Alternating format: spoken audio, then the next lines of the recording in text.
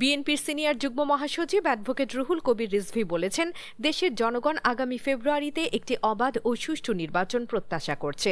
তিনি দাবি করেন, জনগণ ভোট দিতে প্রস্তুত এবং যারা নতুন ইস্যু তৈরি করে জনমতকে বিভ্রান্ত করার চেষ্টা করছেন তারা জনগণের কাছে ধরা পড়বেন। শনিবার ৪ অক্টোবর শেরেবাংলা নগরে বিএনপির প্রতিষ্ঠাতা শহীদ রাষ্ট্রপতি জিয়াউর রহমানের কবরে শ্রদ্ধা নিবেদন শেষে সাংবাদিকদের সঙ্গে আলাপকালে তিনি কথা বলেন। এ সময় অ্যাসোসিয়েশন অব ইঞ্জিনিয়ার্স বাংলাদেশের নেতারা উপস্থিত ছিলেন। আজকে প্রশাসনে বিভিন্ন জায়গায় একটি ইসলামপন্থী রাজনৈতিক দলের লোকজনদেরকে খুব কৌশলে নানাভাবে বসানো হচ্ছে। এটা দিয়ে কিন্তু অবাধ সুষ্ঠু নির্বাচন হবে না। জনগণ প্রত্যক্ষ করছে, আমরাও প্রত্যক্ষ করছি কোন কোন গুরুত্বপূর্ণ পদে এই সমস্ত বিশেষ রাজনৈতিক দলের মনোভাবাপন্ন প্রশাসক এবং আমলাদেরকে বসানো হচ্ছে।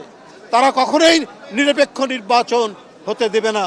অন্যদিকে বাংলাদেশ জামাতে ইসলামীর আমির ডাক্তার শফিকুর রহমান বলেছেন, সর্বশেষ আদমশুমারি অনুযায়ী দেশের ৯০.৮% মানুষ মুসলমান এবং বাকিরা হিন্দু, বৌদ্ধ, খ্রিস্টান সহ বিভিন্ন ধর্মের অনুসারী। তবে ধর্মের ভিত্তিতে জাতিকে বিভাজিত করার পক্ষে জামাত নয়, বরং একটি ঐক্যবদ্ধ জাতি গড়ে তোলাই তাদের লক্ষ্য।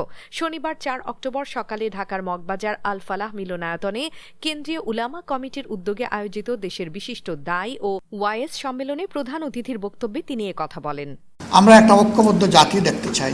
এদেশে আমরা যেমন নিজেরা আল্লাহ তাআলার দরবারে দরখাস্ত করে পয়দা হওয়ার জন্য কোনো উদ্যোগ নেইনি, ঠিক অন্যরাও আল্লাহর ইচ্ছায় এখানে পয়দা হয়েছে। মানুষের সামনে বিভিন্ন ধর্ম মত আছে। আল্লাহ তাআলা বিবেকের শানিত শক্তি দান করেছেন। মানুষ তার বিবেচনা এবং বিবেকের জায়গা থেকে